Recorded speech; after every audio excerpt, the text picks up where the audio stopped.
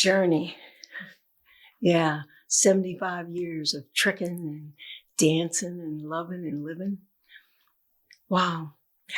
I don't think for sure where I am today wasn't linear. At best it was polka dots. I intersected and moved through life through a lot of corporate experiences that from the outside looked like what people thought was success. And it was. I checked off the boxes, made the money, got to travel, those sorts of things. There was always a yearning to connect people, to build community, so that was here. I got a chance to work in Japan and in Europe. And it was always, well, how do we build community? We can make money, but how do we build community? How do people do this? So they go home at night and feel like they matter. What do we do? I believe that my going to seminary was that search for the oneness that exists in our humanity, that quest to be one, to be loved, to be cared for, that we can give, that's so powerful and so easy. And I wanted to formalize that. I started using meditation and silence when I was working for law firms doing consulting.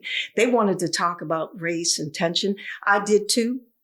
However, I used silence and meditation. And I saw the shift in the people, not because I taught them things, because they're smart people. They could read.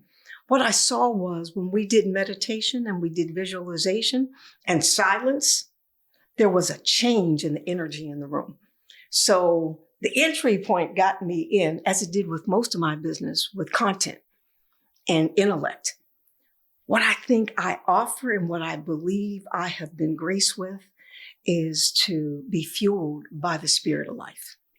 So it doesn't have a name. It doesn't really have a religion. That's why it's interfaith. I think that might be an easy way to talk about stuff that we don't have words for, So that's where I landed. And it's been a wonderful journey. It's a surprise to my family, So I went from being a militant activist in the 60s to an interfaith minister, but they're the same thing, looking for love, looking for community, right? Just different ways, yeah. So here I am. And now that I'm back in school, working on my doctorate's degree, and loving it. And it's essentially the same thing. I'm looking at the stories of Black women as being restorative and giving resilience. So in circle, because I think the form matters, like we're here, in circle, having Black women tell stories of racialized misogyny and then ending those stories with, and I'm here with you now. And I'm here with you now. And watching them transform and myself. So that's a long answer, but that's a big question, and it's got a lot of touch points. And it gives me joy. It gives me joy every day I wake up.